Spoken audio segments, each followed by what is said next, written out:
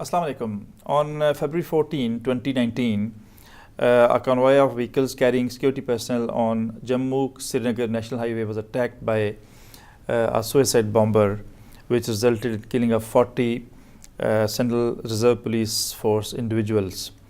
That actually created a kind of atmosphere of war in Kashmir and elsewhere in India and Pakistan. Which was actually led to a situation of escalation in both the countries, which also resulted in limited military engagement between the two countries. Now, some analysts prefer to call it act of aggression, and some prefer to call it act of war. But whatever it was, it actually created a kind of warmongering in the region, which resulted into a lot of tension between both the countries. Now, this and more of it will be discussed in today's pivot. To discuss Pakistan-India relation in post-Pulwama situation, we have with us Asadullah Khan, who is a research fellow at Institute of Strategic Studies, and he carries out extensive research on various issues related to India and Pakistan and various other issues that confront terrorism and counter-terrorism in Pakistan and around the globe. Welcome, Asad. Thank you. Asadullah Khan, first of all, since we are discussing Pakistan-India tension and Pakistan-India friction that we quite often experience in the past also, and even if we see current situation, we still are at not very comfortable with each other. So I would just like to ask you, why should incidences like Pulwama happen at first place? Dr. Talat, the occurrence of such incidents is a matter of fact nowadays very sad thing happening on the global front. As far as the situation of India is concerned, there are multiple factors for such incidents happening. What I have observed is the Modi government policies in the state of Jammu and Kashmir are the main reason at the moment that can be seen for the happening of such sad incidents here. Moreover, the condition of overall India and the Modi's slogan of taking India to a new level of advancement, that has also seemed failed in the previous few years of the Modi's government. So the happening of such incident, that too from the internal elements of India, is very debatable at the moment. So this shows that the government is lacking. The government of India is lacking basically on many fronts. If you can say the economic, the internal security, the human security, all these are the challenges for the Indian government to face at the moment, and which they'll have to face for upcoming years. Right. When we talk of situation in Kashmir, particularly when we see there's indigenous uprising in Kashmir, in part of Kashmir, and India's upset about what is happening in Kashmir. So when something stirs up in Kashmir and it has impact on overall in the whole of India, and resultantly it becomes kind of security situation that the region faces. So what do you expect Pulwama incidents has? Do you think it has some regional implication also, the security environment which is upset by this Pulwama incident? I believe the security environment in the region because of the Pulwama incident was disturbed in the previous few days, because this incident bring two most important nation, two most important states, two most important nuclear states on the verge of war, because the one state started aggression upon another state, and the second state, Pakistan, retaliated to that aggression very wisely, dealt the situation very wisely, because I believe if Pakistan has not dealt this situation this wisely, the war was here in the region. And the war between the two nuclear nations is a very harsh thing to say, because no one can stop the consequences of that if God forbid this thing was to be happened. So I believe this sort of incidences bring the nation to a complex to a complex situation in which they come in a posture of threatening each other, because the national security of every state is at stake in such situation. All right, when we discuss response, like first of all, we saw something happening in Pulwama. An incident occurred in Pulwama, and then there was a response that India said we will respond to this, and definitely they blamed some banned organization inside Pakistan initiating that kind of attack on Pulwama. So they did an action whereby their aircrafts came in the territory of Pakistan, Azad Kashmir, and they offloaded their payload, and they went back. Now that kind of response, in fact, also required a reaction from Pakistan. So there was a military, response to what they did, and there was a diplomatic response to what they did. So what do you think the diplomatic response of Pakistan and the military response to what India did?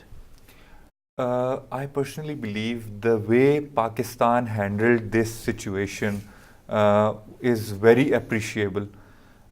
International community is applauding our efforts towards the peace and stability of this region. Everybody in the global community is recognizing our Prime Minister's effort and his body language to promote peace in the region. But at the same time, Pakistan needs to kept its stance of full spectrum deterrence that Pakistan always claim against India. So for that, it was very necessary to send a message to the Indian government or the Indian Air Force or the Indian security establishment that we can defend our borders. We are capable of doing any kind of operation against terrorism and any kind of aggression that will be imposed on us, whether it is India or any other nation of the world. So it is a clear stance and a clear message to the international community that Pakistan, that the security agencies of Pakistan or the military establishment of Pakistan is fully capable, and the political government is fully capable to diffuse the tensions or to diffuse the escalating situation in the region. So this was a positive message. The way Pakistan deal with this situation is very much appreciable. So Ullah Khan, I'm being asked to have a break. We'll be right back after a short break. Ullah Khan, when we discuss of military response, and I just wanted, because Pakistan initiated diplomatic response too after Indian crossed line of control, Indian aircraft crossed line of control. So do you think that diplomatic response was good enough to address the situation? Well, I think the most tense situation was that point when their Indian pilot, Wing Commander Abhinandan, was here in the captivity of Pakistan. That was the most tense situation where one could see any kind of aggression from the Indian side. At that time and before that as well, I would say Pakistan engaged the diplomatic community, its friends, especially China and other countries, in which they try to send the message to the Indian community that any kind of aggression from their side will be responded equally. So that message was sent very timely, I would say, and very effectively. That message was communicated. So that was the point where I think Indians realized that any negative step from their side will not be in a favor for both the countries. That was the point where Pakistan diplomatic efforts were successful, and that was where our diplomacy was actually tested at that point. So I believe that was the point where Pakistan gets successfully things done in the way they want, because our slogan was to keep the peace in the region. Yeah. When we talk of diplomacy, you explained in your question in detail that international community was addressed by Pakistan, by not only by a military reaction to what India did in our country. They initiated a couple of steps to involve basically the world community to address the situation of Kashmir. What do you think? This is just a supplementary question. Do you think international community can do, have been doing, or can do in this situation to address Kashmir issue that is born of contention between the two countries? I believe the international community can play a very strong role in this conflict of Kashmir, because our side of Kashmir is open for the international community. Pakistan administered Kashmir is open for the international community. International community, even the UN observers came here. They have seen the Pakistan side of the Kashmir, which is peaceful. They have their own government, they have their own institutions, they have their own budget. They are free to the way they want to live. However, the Indian occupied Kashmir, or the Indian side of the Kashmir, is not that what is on the Pakistan side of the Kashmir. So the Indian side of the Kashmir is totally military occupied Kashmir, and the government there is a puppet government. They have nothing to show to international community, and they have I guess banned the travel of the international community to that region of the world. So international community needs to understand the difference between the two pictures. It's not that it's the same pictures but with the different side. There are two different pictures coming in front of the international community. So they need to speak about this. But unfortunately, this response from the international community that we are not taking either sides in this conflict, neither towards Pakistan nor towards India, is not much appreciable, because at the end of the day, it's Muslims, especially the Kashmiri Muslims, are suffering from this issue of Kashmir, especially on the part of Indian Kashmir. But now I believe that awareness is coming. We have observed several Kashmiri protests outside the Indian high commissions in different countries, in US, in UK, in Canada even. So it means that the international community of Kashmiris living abroad, they are also struggling in this cause. To bring peace to this.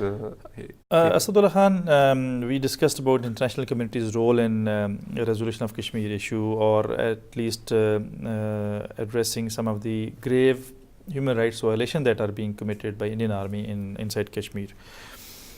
So when we talk of situation in Kashmir, or confrontation with Pakistan, this is commonly perceived by many that since Indian government, since BJP is going into elections, so this is a very popular slogan to fighting against Pakistan, or kind of warmongering against Pakistan is actually sold in Indian elections. Do you think Modi government or BJP wanted to extract some certain advantage from this kind of incident? And have they got that kind of advantage due to this Pulwama incident? This is again a very important question, but a tricky one as well. the Modi government, they came up with a slogan to do some economic development. Basically, their slogan was, if I'm not wrong, the Shining India at the start when they won the election. So they came up with the slogan that they will take India to a new level of rise, where sort of a regional power. But when this government eventually failed in achieving its objectives, because their all policies were security oriented, not for the benefit of their own people. So these security oriented policies in the region led them towards not achieving their goals successfully. So now when they have nothing to show to their people, they started going in conflict with the Pakistan, because this Pulwama incident is basically the man who has done this Pulwama incident, his name is Adil Ahmed Dar. He was the main suicide bomber. And what we have found about him, that he belongs to Indian occupied Kashmir, and his family said that he was radicalized because of the Indian captivity for no reason, and the Indian soldiers used to torture him for no reason. And whenever he was released, he was released without any charges. So such kind of policies, forced Indian government to put some agenda or to plant some agenda in the brain of Indian people to get the maximum benefit for the upcoming elections. And that's the reason we are watching Modi as the only candidate in the BJP. Okay, so we'll continue discussing this very important topic, and I'm asked to have a break here. We'll be right back after a short break. Asadullah Khan, I just would like to ask you about the, this Pulwama incident must have had some impact inside occupied Kashmir, because it happened inside Kashmir, and it was committed by a person who was their captive for no reason, and it was a kind of response, you can say, to the atrocities of Indian military inside occupied Kashmir. So what do you think, what impact it is going to have in occupied Kashmir?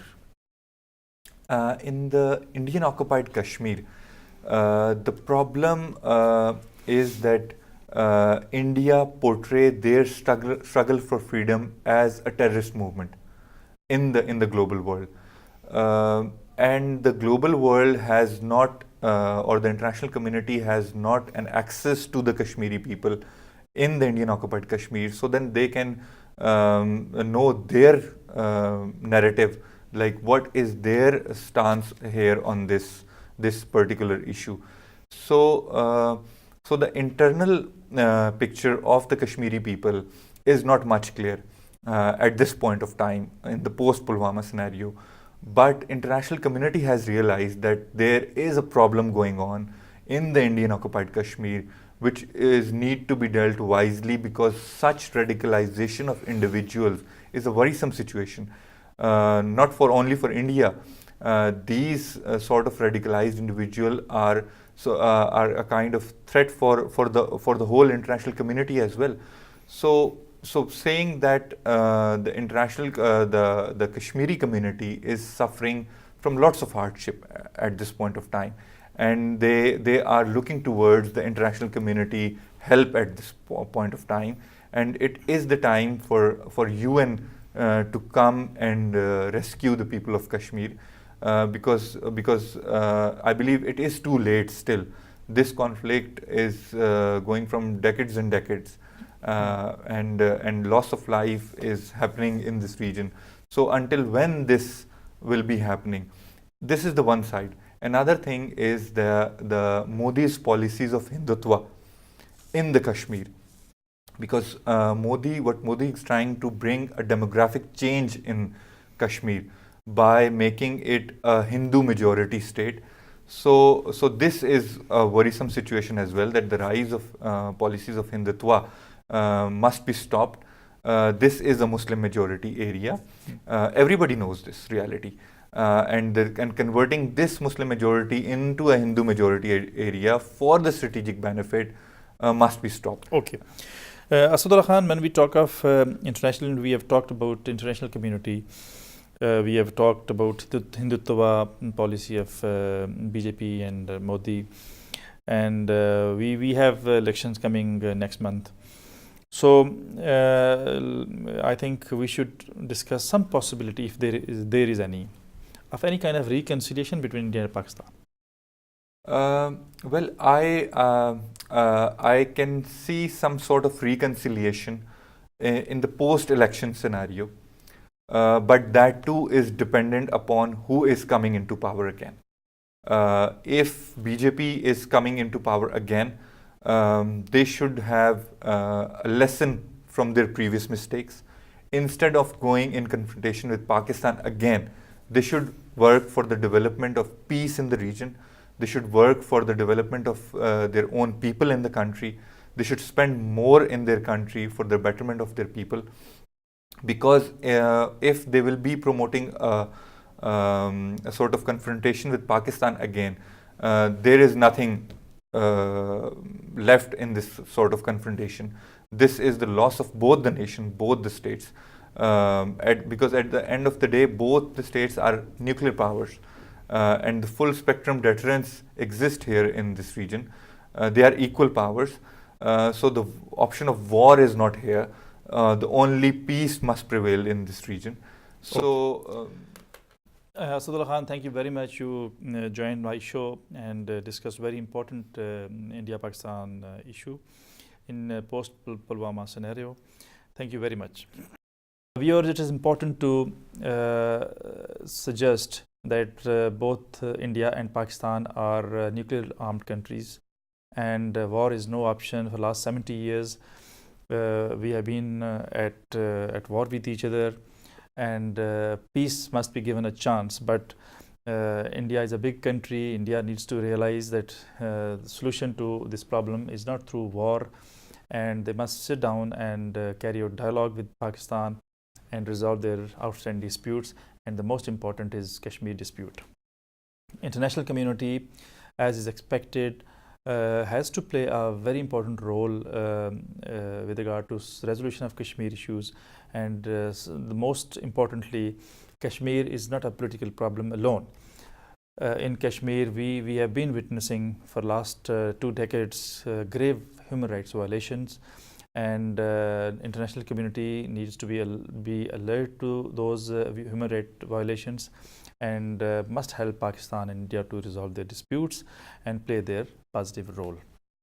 For today, it's also important that along with the international community, both the countries should also sit and talk about peace and not war. Until next week, Allah Hafiz.